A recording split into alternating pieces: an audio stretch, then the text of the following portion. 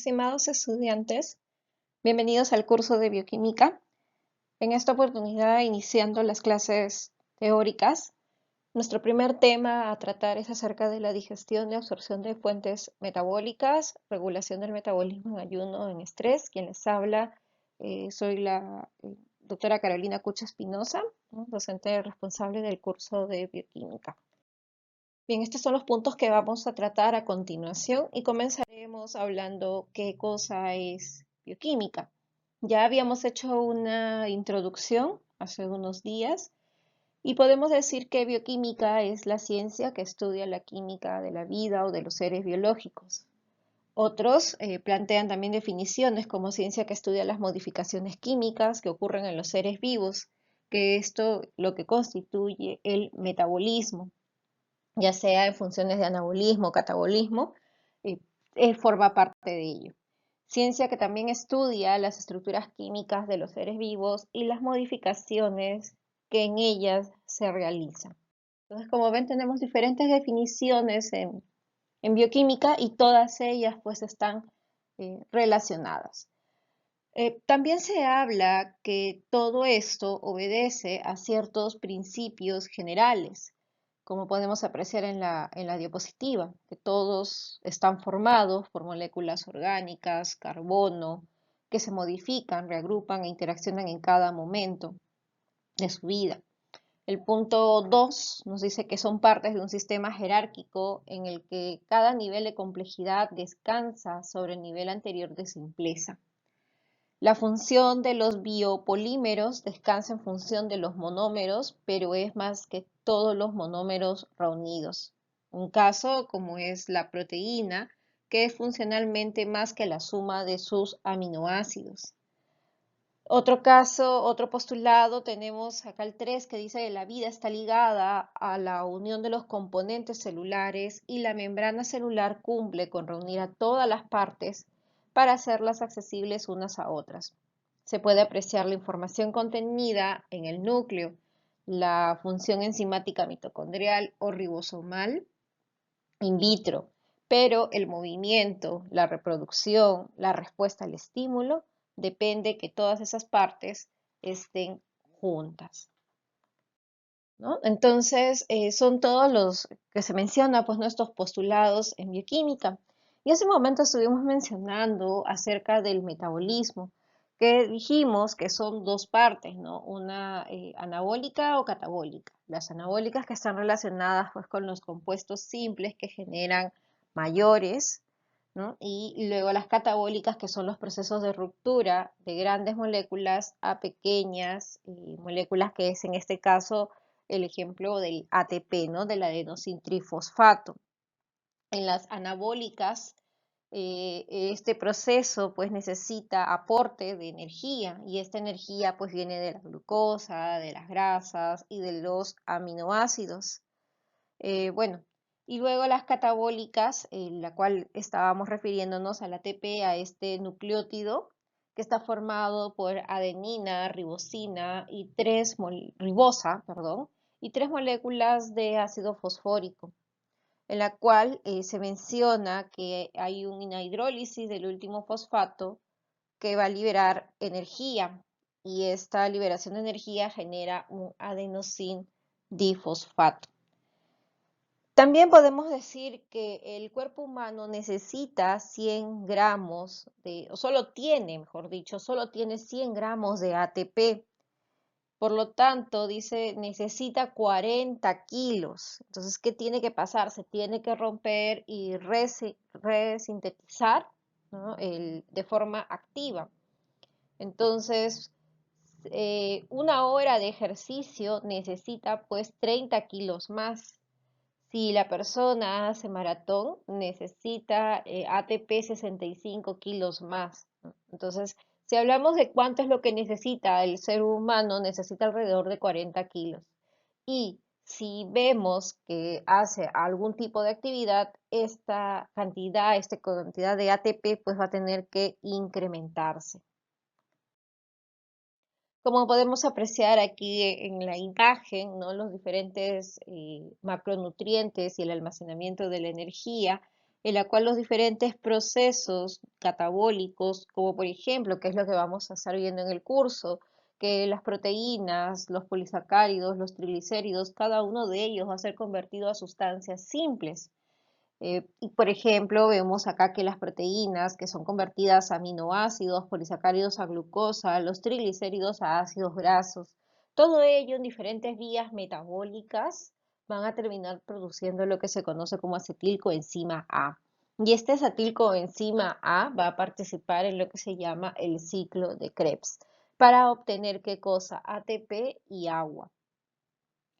Por otro lado, esas son con las rutas con respecto al catabolismo, mientras que en las rutas del anabolismo, los carbohidratos, las grasas, las proteínas, pues todas ellas tienen que ser convertidas bajo formas de almacenamiento y lo que se almacena pues son las grasas bajo la forma de triglicéridos que constituye ácidos grasos más glicerol y la forma de que se almacenan los carbohidratos es el glucógeno.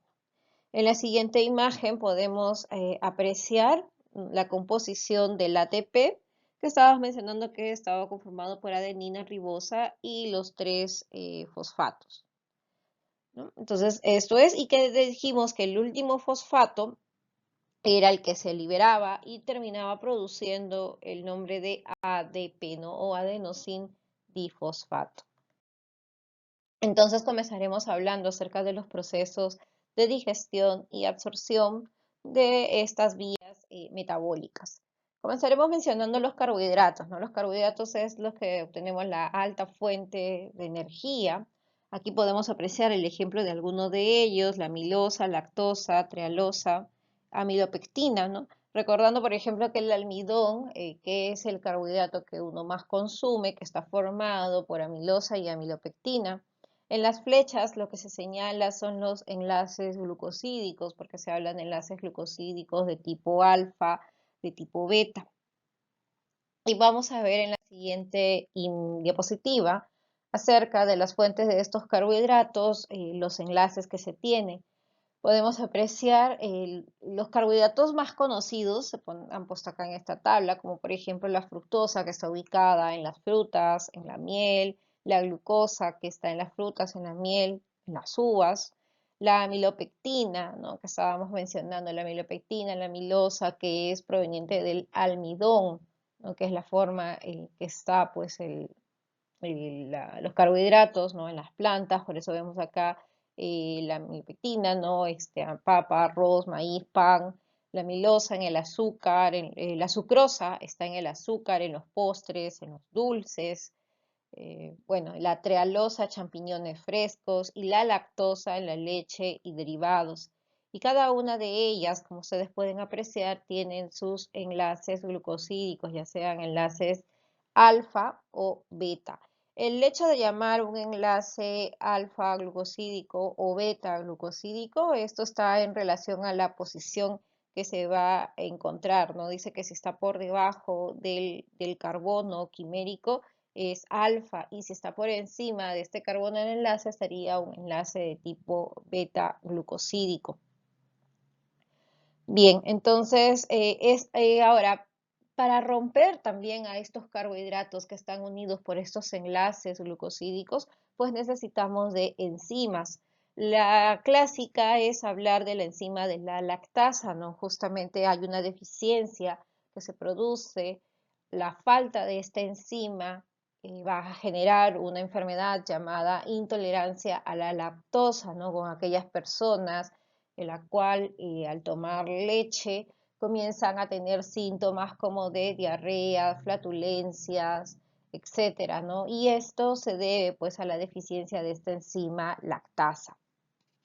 Ahora, vemos que también cada uno de estos carbohidratos tiene que ser degradado, como habíamos mencionado en las etapas del catabolismo, a productos de monosacáridos, como estamos apreciando al final, ¿no? Ejemplo de la lactosa, que tiene que convertirse todo esto en glucosa y galactosa.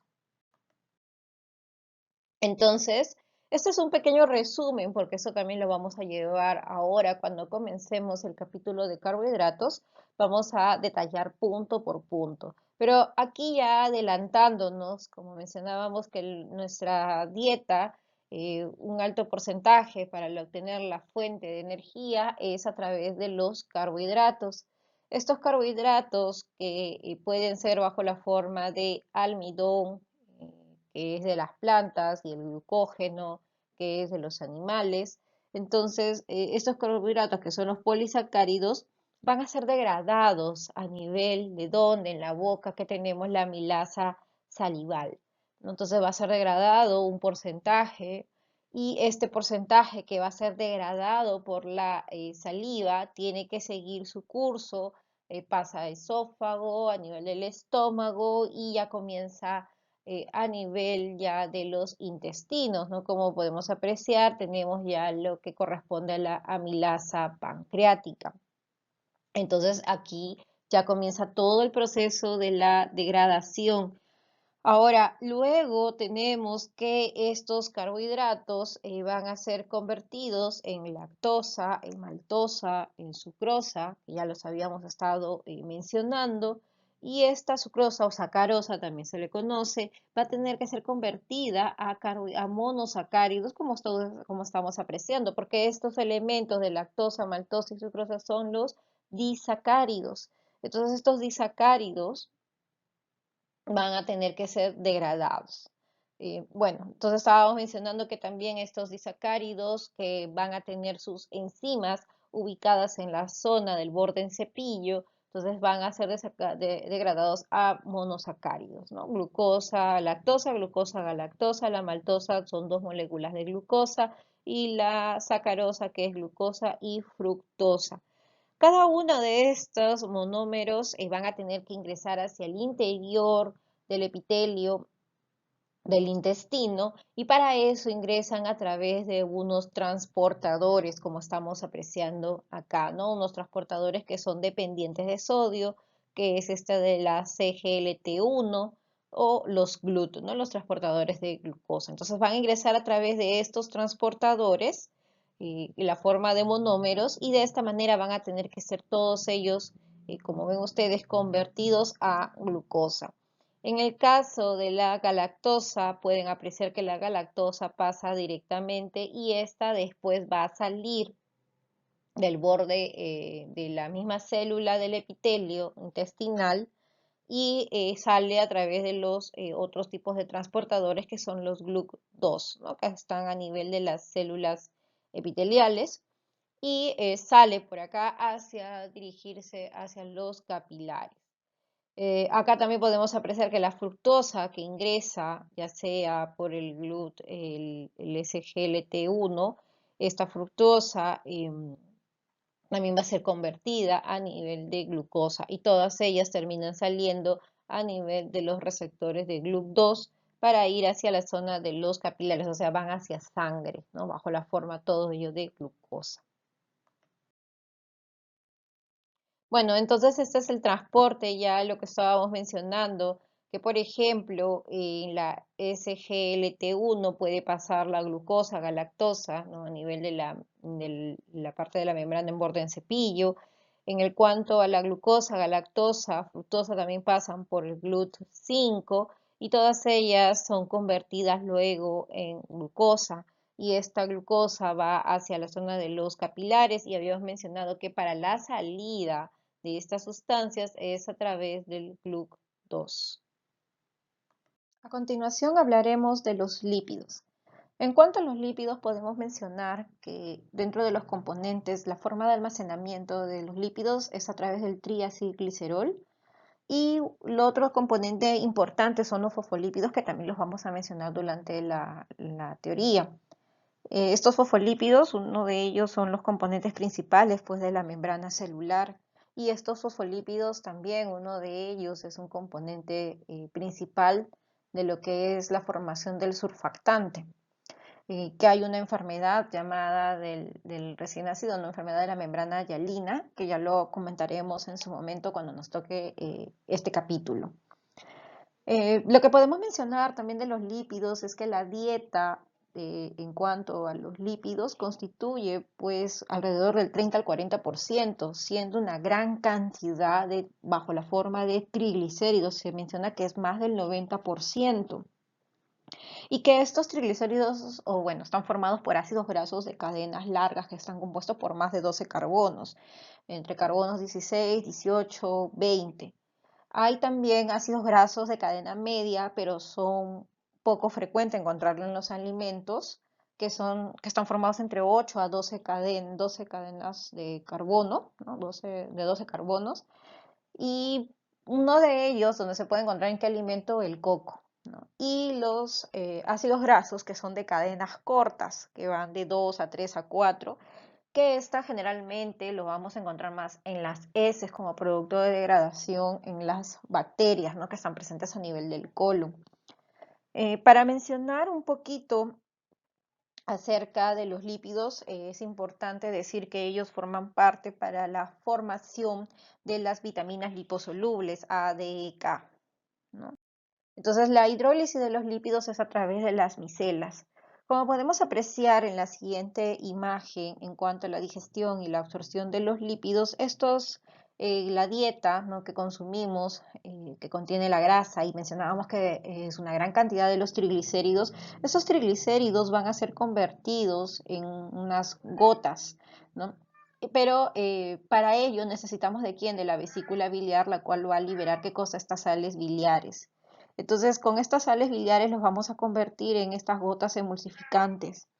Y a nivel del intestino vamos a tener qué cosa, la lipasa, una lipasa pancreática y una colipasa. Lo interesante de la lipasa pancreática es que esta va a ser secretada en su forma activa, mientras que la colipasa pancreática va a ser necesaria para poder facilitar la digestión. Pero esta colipasa va a tener que ser secretada, mencionan como una procolipasa, y esta va a ser activada por una tripsina.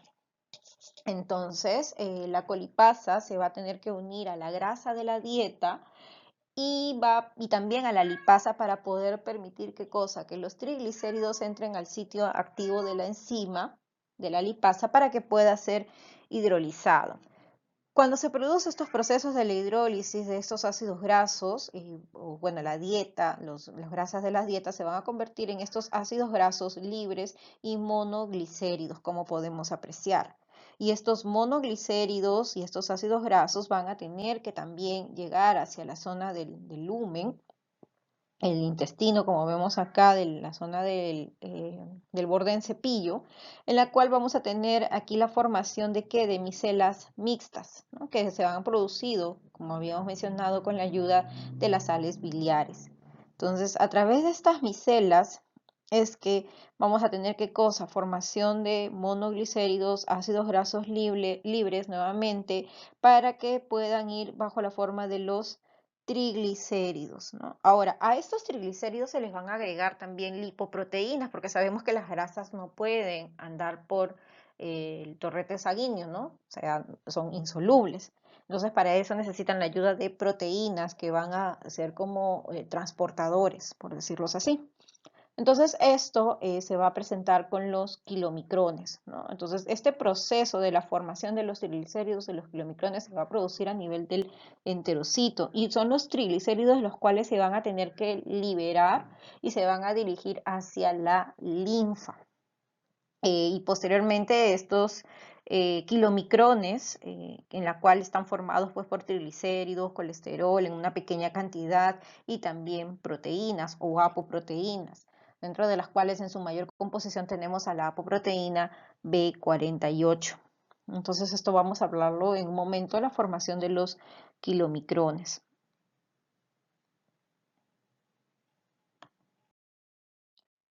Bueno, ya estuvimos hablando un poquito acerca de la digestión y la absorción de los triglicéridos, ¿no? De la importancia que tiene la lipasa pancreática y que aquí va a actuar esta colipasa para facilitar la digestión, y esta lipasa pancreática pues va a terminar formando ácidos grasos, pero estos ácidos grasos se van a ir, como ven ustedes aquí, degradando en 1,2 diacilglicerol. Luego vamos a tener que seguir formando más ácidos grasos, se va a tener que seguir formando el 2-monoacilglicerol, y esta vía del monoacilglicerol son los que van a terminar formando estos acilos, que decíamos que 3-acilglicerol, ¿no? Los acilgliceroles son los que van a terminar formando, 3 acilos van a terminar formando el triacilglicerol unido con el ácido graso. Y estos son los que van a terminar dando lugar a los famosos kilomicrones. Entonces, como podemos apreciar, en todas las etapas, en varias de las etapas intervienen pues esta enzima de la lipasa pancreática, ¿no? Para la formación de estos ácidos grasos libres, como podemos apreciar, y ácidos grasos, o bueno, la formación de este 2-monoacilglicerol para formar estos triacilgliceroles, ¿no? Que eso también lo vamos a mencionar cuando comencemos a llevar el capítulo de los lípidos.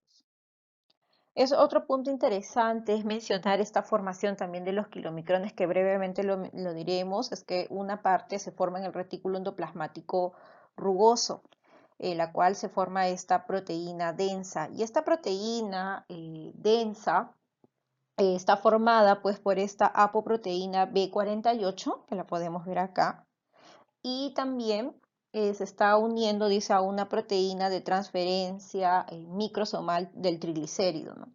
Y es la que va a formar esta partícula densa. Y esto es un complejo estable que está dado pues por lípidos, colesterol y unas pequeñas cantidades de triglicéridos, ¿no? Esto va a ocurrir en el retículo endoplasmático rugoso, mientras que en el retículo endoplasmático liso vamos a tener la formación de una partícula ligera, ¿no? Entonces, en un lado tenemos la partícula densa, por el otro lado tenemos a la partícula ligera, que está dado por la formación de una apoproteína 4 unida a lípidos neutrales. Estos lípidos neutrales van a ser pues los formadores o los precursores de los kilomicrones. Entonces estos que se va a formar, vamos a tener aquí una formación de brotes que salen de este retículo endoplasmático liso, los cuales van a estar envueltos por su propia una membrana. Al formarse estos brotes con la propia membrana del retículo endoplasmático liso, se va a formar pues una vesícula transportadora del pre-kilomicrón. A esta vesícula pretransportadora del kilomicrón se va hacia el complejo de Golgi, y en el complejo de Golgi le espera una apoproteína A1. Esta apoproteína A1 también se forma en el retículo endoplasmático liso y tiene también su propia proteína transportadora. Y al llegar al complejo de Golgi se unen y van a terminar formando este kilomicrón maduro, que por exocitosis pues va a terminar saliendo a través de la membrana vasolateral, ¿no? Y así es como vamos a tener esta formación de los kilomicrones. En cuanto a las proteínas, podemos mencionar que las proteínas de la dieta van del 70 a 100 gramos, constituyen, pero también tenemos proteínas endógenas que constituyen entre los 35 a 200 gramos. También tenemos que incluir que dentro de estas proteínas están las enzimas digestivas y las células muertas. Tenemos aquí enzimas proteolíticas, que son los que van a participar en la conversión de las proteínas de la dieta en aminoácidos. ¿Quiénes son estas enzimas? Endopeptidasas y las exopeptidasas. Estas endopeptidasas, que son las que van a hidrolizar los enlaces peptídicos que están entre los aminoácidos específicos en toda la molécula. Asimismo, vamos a tener exopeptidasas que van a hidrolizar los enlaces peptídicos de los extremos, ya sea si es un extremo carboxi o amino. Y eso es lo que vamos a mencionar a continuación. Entonces podemos apreciar aquí algunas características de las peptidasas. Tenemos a las peptidasas como la pexina, tripsina, las quimotripsinas, carboxipeptidasa A, B, y tenemos aquí también las funciones que tienen cada una de ellas. Por ejemplo, si hablamos de las pexinas, la pexina que se forma a nivel del estómago, esta tiene pues una endopeptidasa y se menciona que tiene ciertos puntos de preferencia, por decirlo así, porque tiene una mayor especificidad con ciertos aminoácidos, ¿no? Y justamente hablan de los aminoácidos aromáticos, que son formadores también de hormonas, la tirosina, la fenilalanina, por ejemplo, ¿no? La leucina, que se mencionaba acá, ¿no? Y bueno, pues algunos de ellos pues son los aminoácidos esenciales y van a terminar formando, gracias a esta endopeptidasa de la pexina, grandes fragmentos de péptidos y aminoácidos libres.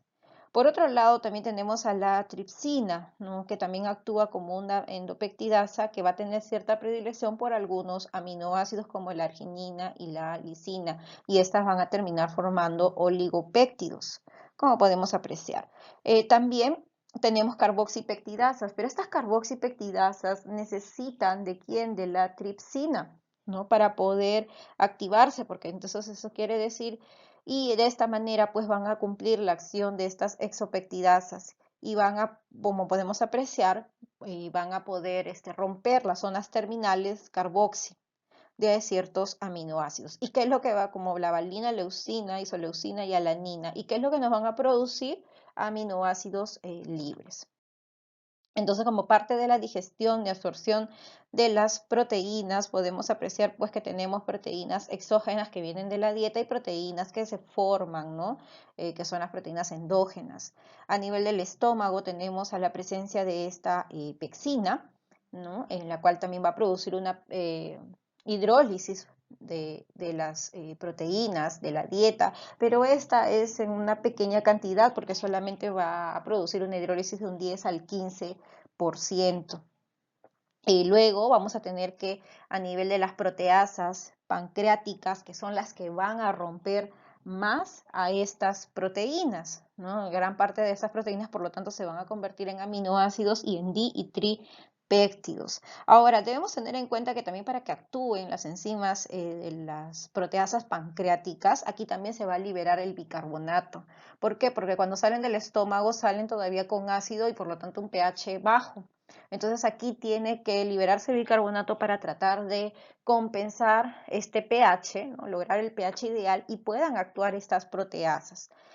Y gracias a ellas pues vamos a tener la conversión de estos elementos, ya sean aminoácidos y dipéptidos y tripéptidos. Ahora, estos también van a ingresar a nivel del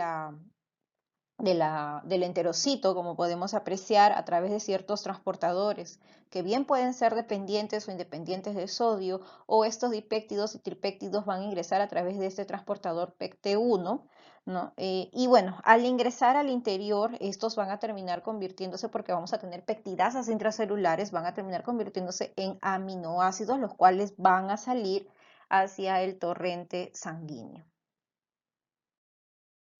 Entonces, a hablar acerca también de la digestión y absorción de algunas vitaminas y minerales, podemos mencionar que durante la digestión se van a liberar, pero no es completa. Las vitaminas liposolubles se absorben en las micelas del lípido, mientras que las vitaminas hidrosolubles, su absorción es a través de un transporte activo o difusión con transportador, se van a tener que unir a proteínas intracelulares. Un punto muy interesante es la vitamina B12, en la cual su absorción necesita de un elemento llamado factor intrínseco, y este factor intrínseco se produce a nivel de las células parietales del estómago. Y bueno, al producirse en las células parietales del estómago, este factor intrínseco se libera, se une a la vitamina B12 y luego va hacia la zona del ilion para producir su absorción. Y bueno, también se habla que hay ciertas patologías, como por ejemplo una anemia perniciosa, en la cual destruye a estas células. Al destruirlas ya no vamos a tener la formación del factor intrínseco. Y va a terminar ocasionando lo que se le conoce una anemia megaloblástica, ¿no?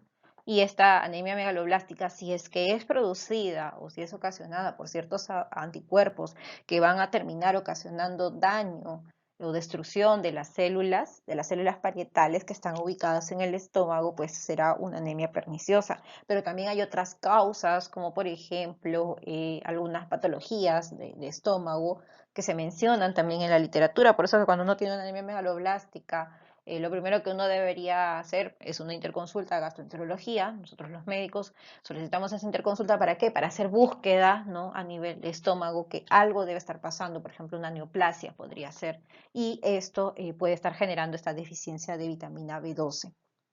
Bueno, el calcio también, ¿no? Con la vitamina D, el zinc, que su absorción es a través del páncreas exocrino. Y en cuanto a la digestión y la absorción del hierro, es limitada. Como ejemplo de la absorción de los minerales, vamos a ver al hierro. Esto ocurre a nivel de la zona proximal del enterocito, sobre todo en el duodeno. Podemos apreciar que el hierro en su estado férrico tiene que ser convertido en estado ferroso, y esto se va a dar por una enzima que se llama reductasa férrica. De esta manera, el hierro puede ingresar a través de los transportadores que se encuentran en el borde en cepillo, que es este transportador metálico divalente 1, en la cual ingresa el hierro en estado ferroso al interior del enterocito.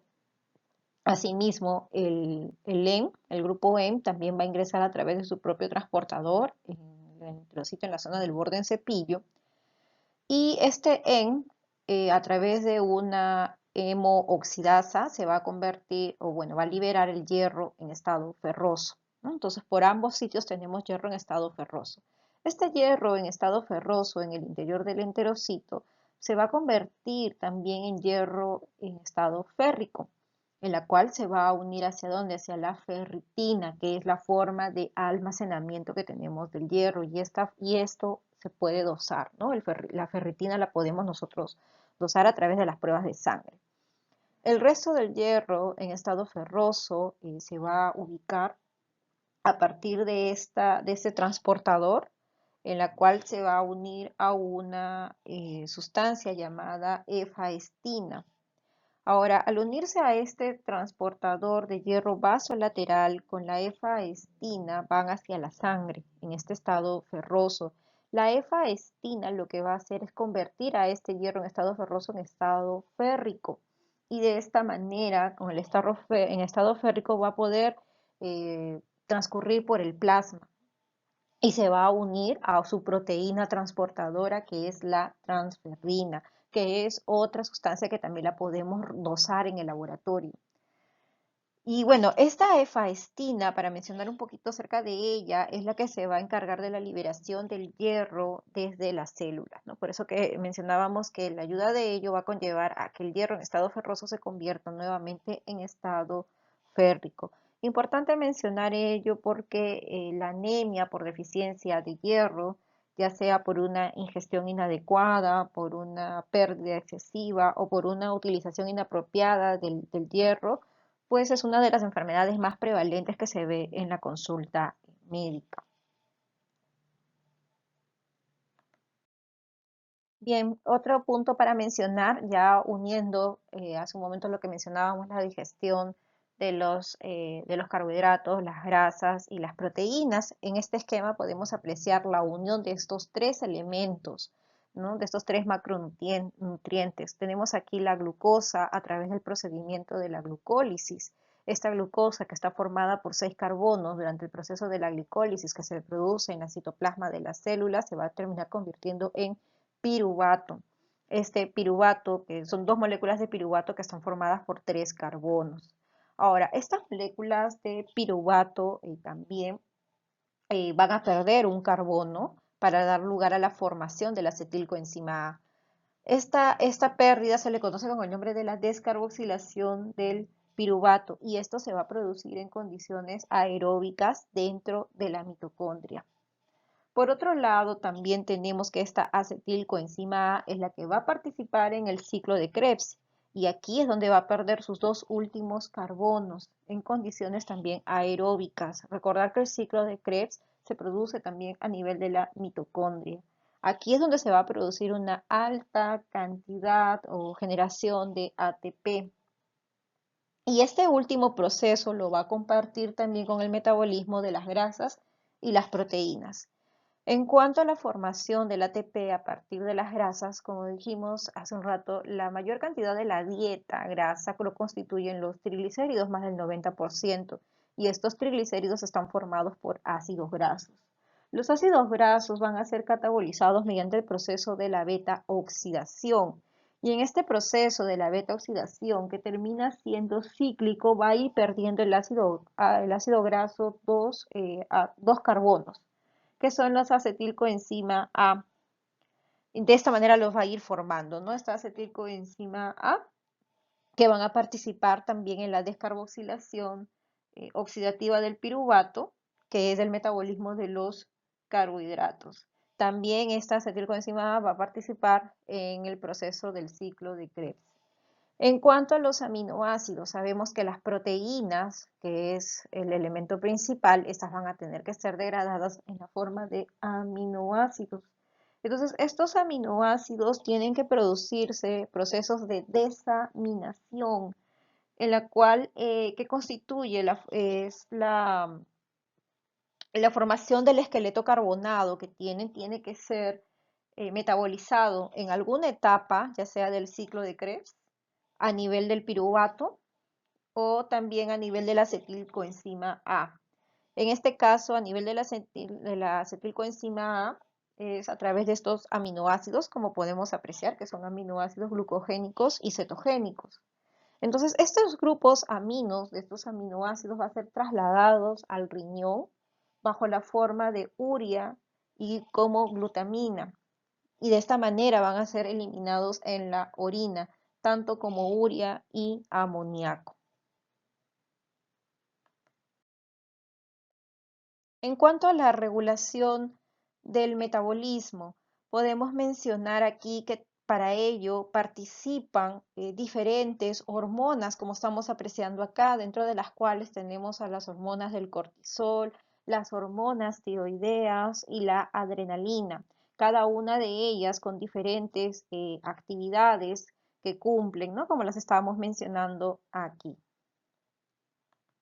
En esta diapositiva podemos apreciar acerca de la relación de las diferentes hormonas con el sistema del hipotálamo e hipófisis y además su relación con las diferentes neuronas, ¿no?, en las cuales están involucradas. Por ejemplo, vamos a mencionar que tanto estas hormonas de la glándula adrenal, como es el cortisol, y las hormonas tiroideas son las que constituyen los principales factores catabólicos que van a regular el metabolismo basal. Podemos decir que el aumento del cortisol que va a generar un incremento también de la glucosa en la sangre. Y esta generación de la glucosa en la sangre, pues es una respuesta probablemente al estrés que se pueda dar. La adrenalina también es otra de las hormonas que se liberan por respuesta pues, de una activación del sistema simpático que va a generar la adrenalina, va también a activar la vía de la glicólisis, que es a nivel de los músculos, y también la movilización de los ácidos grasos en el tejido adiposo. Podemos también mencionar aquí lo interesante es esta parte de la sensación del hambre, en la cual surge pues una relación entre el aparato digestivo y las neuronas sensoras del hipotálamo y otras regiones. Para ello tenemos que el estómago, cuando está vacío, secreta una hormona que es la grelina. Esta grelina lo que va a hacer va a activar a neuronas hipotalámicas que va a producir péptidos, en este caso péptidos que van a inducir al hambre, ¿no?, a la sensación del hambre. Entonces, esta sensación del querer comer va a desencadenar sensaciones a nivel del olfato, a nivel del gusto, enviando señales hacia las zonas de la corteza, a la zona de la amígdala y del hipocampo, que a su vez también van a activar al hipotálamo. Entonces, al comer ya se inhibe la liberación de la grelina y por lo tanto se va a producir ¿qué cosa? El hecho de comer, vamos a tener una liberación de este elemento que es la colecistoquinina, ¿no? El intestino lo va a liberar y esto va a ocasionar una disminución del vaciamiento gástrico. Al generar esta disminución del vaciamiento gástrico, aumenta la secreción de enzimas pancreáticas y también va a incidir también sobre las neuronas hipotalámicas, causando ya la sensación de la llenura, ¿no? O sea, ya no querer comer más. Por otro lado, se va a tener que la glucosa se va a ir incrementando en la sangre y por lo tanto se secreta pues la insulina del páncreas, lo que va a dar lugar a la activación, ¿no?, en el almacenamiento de las reservas energéticas en el tejido adiposo. Y en el tejido adiposo también se va a producir una hormona llamada leptina, y esta leptina es la encargada de controlar las reservas energéticas, así como también va a inhibir la sensación del hambre. Entonces, hablaremos un poquito acerca del proceso del ayuno. Mencionan que el diccionario del idioma español de la Real Academia Española lo define como una abstinencia de toda comida y bebida desde las 12 de la noche como antes que antecede, ¿no? Desde el punto de vista fisiológico, podemos mencionar que esta es una situación metabólica que se circunscribe a la mañana posterior a una noche, que va de 10 a 14 horas sin comer.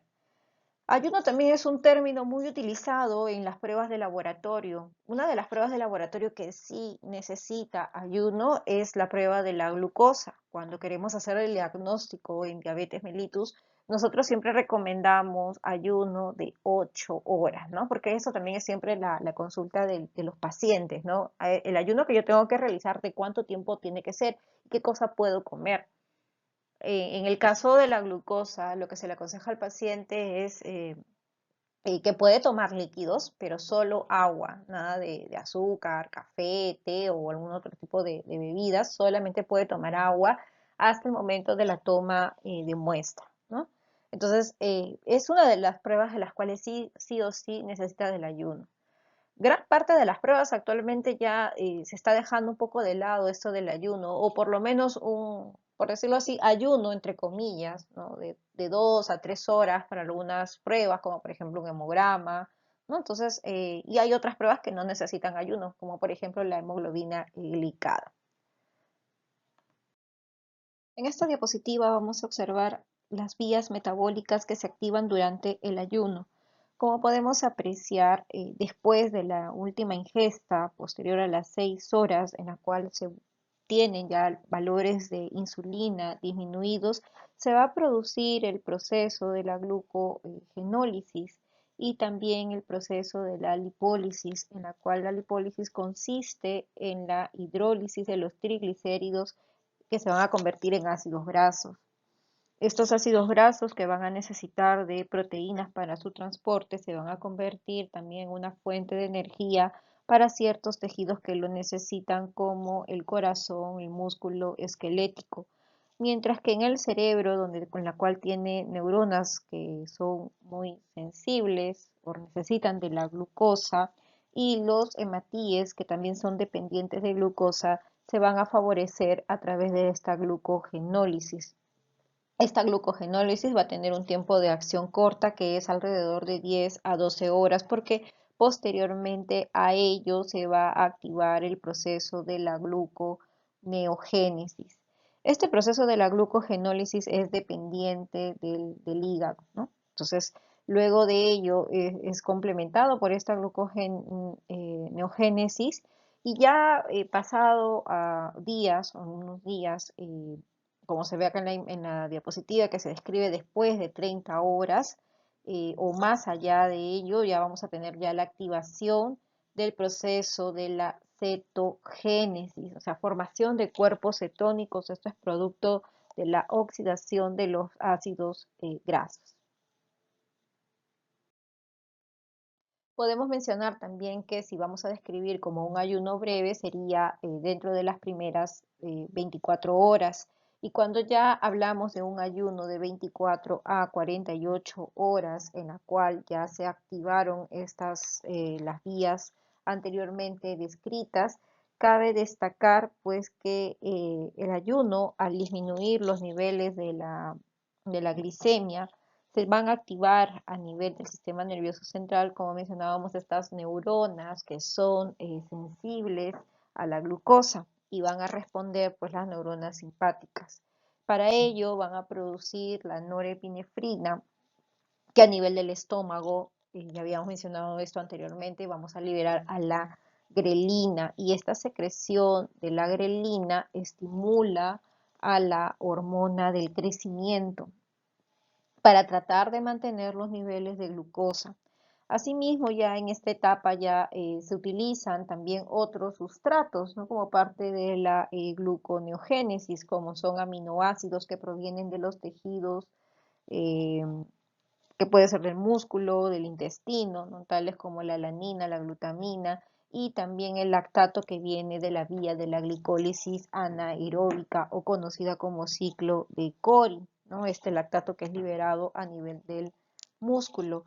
Otro elemento que también se libera o se necesita para la producción de la glucosa es el glicerol, que es producto de la hidrólisis de los ácidos, de los triglicéridos, junto con los ácidos grasos.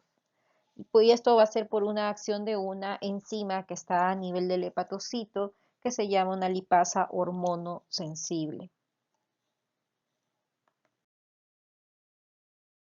En los procesos del ayuno prolongado, cuando ya se supera las 2 semanas, se va a tener ya la destrucción, por decirlo así, de la proteólisis, ¿no? O sea, vamos a tener aquí la presencia de la proteólisis, y se va a tener una pérdida, pues, de proteínas que van, dice, de 20 a 30 gramos por día.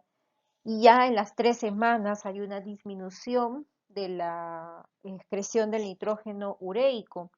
Todo esto va a implicar, pues, también descenso de los niveles de glucosa plasmática, la cual también en fases del ayuno prolongado también está sintetizada por el riñón.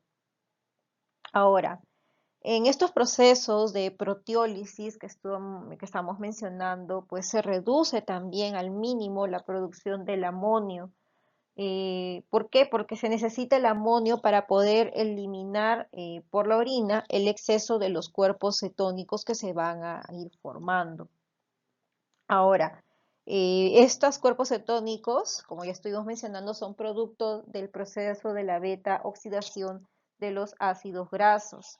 Ahora, si esto sigue persistiendo, entonces estos ácidos grasos van a, bueno, o estos cuerpos cetónicos, mejor dicho, van a terminar siendo la fuente de energía, ¿no? O sea, por ejemplo, del cerebro, porque ya el cerebro ya no va a tener glucosa, entonces va a tener que sacar una fuente de energía, que sería a partir de estos cuerpos cetónicos. También los cuerpos cetónicos, bueno, pues van a atravesar la barrera hematocefálica y son empleados por el cerebro, ¿no? En los hematíes, que también mencionábamos que eran dependientes de glucosa, no se pueden nutrir, pues, por cuerpos cetónicos, y por lo tanto lo van a tener que hacer por glicólisis anaeróbica. Y en el músculo esquelético, más bien, los cuerpos cetónicos, pues, son sustituidos por estos ácidos grasos libres como fuente de energía principal, ¿no? Que sucede en todos estos procesos.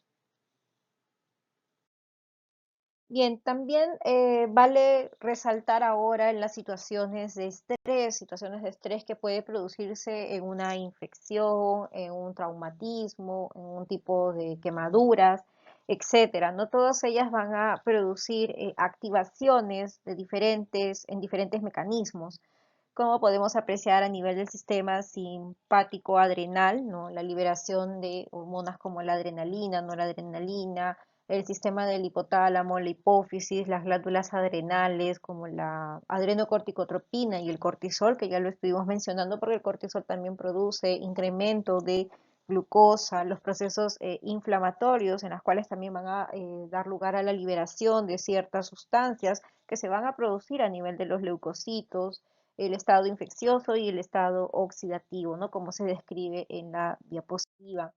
Entonces, en esta parte acerca del patrón metabólico que se tiene en la respuesta al estrés, aquí vamos a tener otros procesos, ¿no? Como podemos apreciar, el aumento del gasto energético, la elevada excreta urinaria del nitrógeno, se va a ver alterado el patrón plasmático y muscular de los aminoácidos, sobre todo con la alanina y la glutamina que se mencionan, ¿no? En la cual estos aminoácidos, por ejemplo, la glutamina, participa a nivel del intestino delgado, del intestino grueso, para poder preservar su pared, ¿no? de los intestinos, y también evita la translocación bacteriana. También es fundamental en el proceso de la sepsis, ya que va a lograr el funcionamiento, la glutamina, de estas células del sistema inmune, y también las que tienen que ver con la reparación de los tejidos, ¿no? Nos va a dar también lugar esta glutamina al incremento de los linfocitos y los macrófagos, ¿no? Entonces, como vemos, tiene varias funciones este aminoácido de la glutamina. Y en cuanto a la alanina que estuvimos mencionando, a nivel del hígado se va a convertir en glucosa 6-fosfato. Otro proceso que también se produce es la movilización de ácidos grasos y triglicéridos. Se ha visto que hay un incremento de los triglicéridos, y esto es porque eh, ciertas sustancias como el factor de necrosis tumoral va a bloquear a esta lipoproteína lipasa del adipocito junto con otras enzimas como la acetilcoenzima carboxilasa y la sintetasa de los ácidos grasos, ¿no? Entonces esto va a ocasionar un incremento de los triglicéridos, y lo que llama la atención en estas situaciones del estrés es que el colesterol total, así como el colesterol HDL, van a estar disminuidos. Y el colesterol HDL se menciona que está influenciado también por la disminución de la albúmina, y esto da lugar pues a que pueda reducirse su salida al espacio extravascular de este HDL colesterol, pero no es considerado como un predictor, por ejemplo, de mortalidad, por decirlo así, con el colesterol HDL. Lo que sí se ha visto que el colesterol total, sí, al estar bajo en estos pacientes que están ante esta situación de estrés, se ha visto sobre todo en los pacientes que tienen algún traumatismo, en los pacientes sépticos, sí tiene como que un valor pronóstico, pero el valor del colesterol total. También hay una alteración del metabolismo, del patrón plasmático de los ácidos grasos que estuvimos mencionando, hay una moderada cetosis. En cuanto a la hiperglicemia con la hiperinsulinemia, y esto se produce, es más por la resistencia a la insulina. Se ha visto que la insulina se va a incrementar hasta 2 a 4 veces por encima de sus valores. Procesos de acidosis láctica, hipervolemia, pérdidas urinarias de ciertos minerales también se pueden producir en estas situaciones de estrés. Y para terminar, tenemos esta tabla comparativa en situaciones de ayuno y estrés, algunas diferencias que se pueden presentar en los diferentes ejes, y podemos apreciar aquí algunas comparaciones, ¿no? Como por ejemplo, si vamos a la parte de la respuesta metabólica, ¿no? En el caso de la proteólisis muscular, que estábamos mencionando que en el ayuno precoz puede haber, hay un incremento de esta proteólisis, ¿no? Pero en el ayuno prolongado esto ya se va a ver disminuido, mientras que en el estrés esto se va a mantener, ¿no? Y es en valores altos, por decirlo así. El proceso de la gluconeogénesis, estuvimos mencionando que esto es en la etapa inicial del ayuno, pero en las etapas de estrés es mucho mayor la presencia. La formación de los cetogénesis, de estos cuerpos cetónicos en el ayuno, como vemos, no tiene concentraciones tan altas a comparación de las situaciones de estrés. La glicemia aquí está reducida en la etapa del ayuno, y eso ya lo hemos estado mencionando también, porque en las etapas de la glucogénesis, ¿no? De la formación de este proceso de la degradación del glucógeno a partir de la glucosa en que se produce a nivel del hepatocito. Estos procesos son de acción corta, y por eso que después se tiene que activar las otras vías de la gluconeogénesis. Bueno, aquí en situaciones de estrés, la glicemia se va a mantener en valores altos, y esto va a estar relacionado mucho con la parte de las hormonas, como hemos estado mencionando, adrenalina, noradrenalina, cortisol, alguna de ellas, ¿no? el nitrógeno ureico en la cual va a estar disminuido en el ayuno, mientras que en el estrés se va a encontrar aumentado. Y así como vemos, tenemos algunas otras diferencias más que podemos observar. Bien, creo que con esto hemos concluido la clase. Muchas gracias por su atención. Estas son las referencias bibliográficas que se utilizaron para esta presentación.